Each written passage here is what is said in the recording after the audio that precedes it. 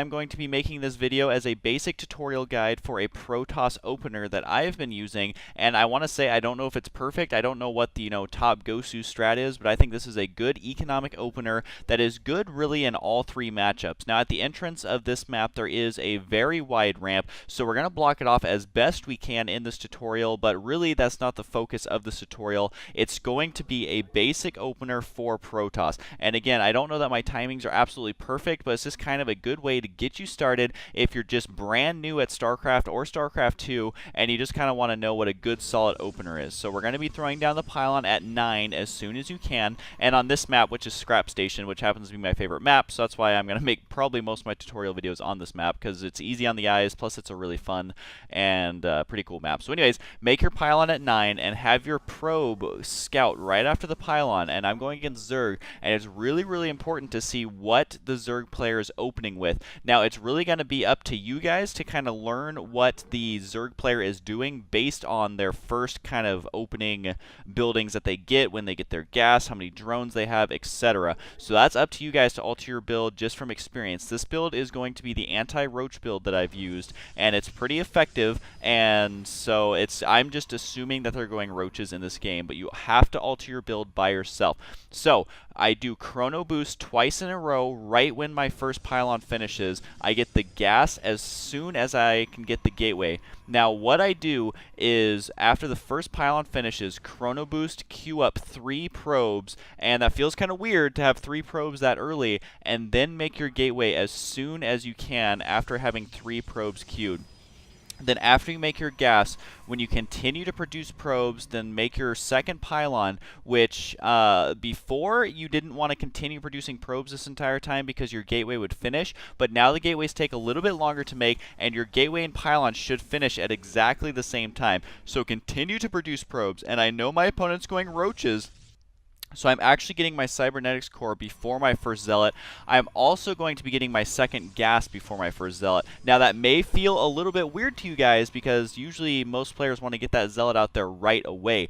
But in this matchup, I know my opponent's going roaches. He's going to have very few zerglings, so I'm going to get these 2 buildings before my first zealot. Now, if you expect your opponent is going to be getting a couple of zerglings to begin with, you can get your zealot either before your cybernetics core or before your second gas, after your cybernetics core. So it's really up to you. If you get it before your first cybernetics core, it does delay your build quite a bit. So the push I'm going to do is with 2 immortals, and it's going to be very early because I skipped getting that first zealot right away. So again, you have to judge the game.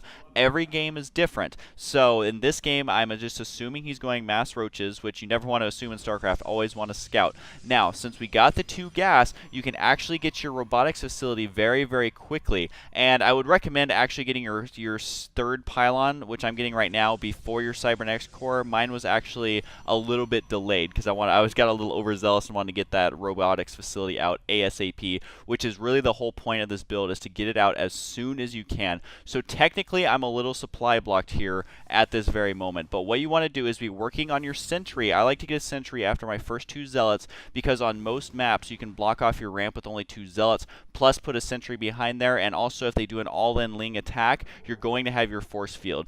And also, start your warp gates as soon as your cybernetics core finishes. You'll want to chrono boost your warp gate technology at least once when it's researching, especially since they increase the duration that it takes to research it. Now, once your robotics facility finishes, you want to make your observer right away, unless you got really lucky with scouting, which I'm just playing against a computer, so I pretty much know what they're doing.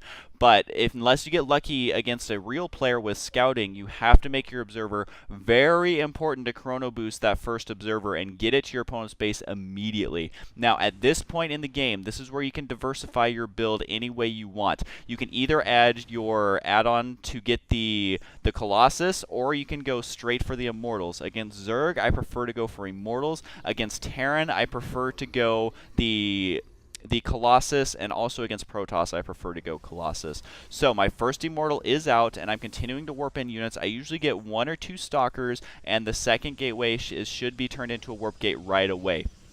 Now, I do get supply blocked a little bit in this tutorial. I apologize. It's really just kind of with practice that you're not going to get supply blocked with these builds. I should have got those 2 pounds a little bit early. This is more just to show you about what you can get once you have your second immortal, and you want to continue to chrono boost it as much as possible. So here, this is about the size of your army. You might be able to have 2 more zealots if you don't get supply blocked like I did, but you will be able to push out with 2 immortals, several zealots, and about 1 stalker. I just like to have the stalker to work on some stray overlords and things like that. Now, when you're pushing out, I like to get 2 more gateways and continue to produce immortals, and you should be able to produce from all of this fairly comfortably if you were making probes as long as I did. And you have to know when to stop cutting probes. Basically, when you have a little over 2 workers per mineral patch, you want to stop making probes. And I say a little bit over 2, it's kind of hard to judge, but I think that just 2 is a little underkill, and a little over 2 is kind of what feels right for me. But you just need to know when to cut probes, and this attack will hit them. If they're going roaches,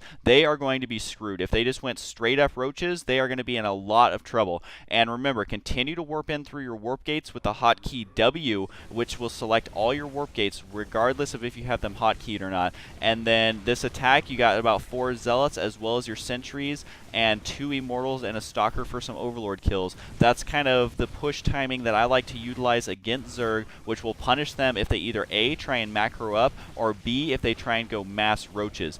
And remember, one thing Zerg players will try and do with roaches is they will try and do a burrow attack before your immortals are out. That's why getting the observer is very, very crucial, and so you want to chrono boost him out as soon as possible. So this was just a very basic tutorial. I hope it helped at least a little bit, but this is a pretty solid opener against any race. Again, you'll want to get Colossus against the other 2 matchups. Sometimes immortals are okay against Terran if they're getting things like siege tanks and all that. So I hope you guys enjoyed it. Please let me know if you have any questions or suggestions on how to make the build a little bit better. Again, the game is constantly changing, so this may not be updated for very long. But anyways, I hope you guys enjoyed it. I plan to make a lot more of these in the future. This was just kind of the build that I've been working on. So anyways, I'll see you guys next time, and apparently my pipe textures are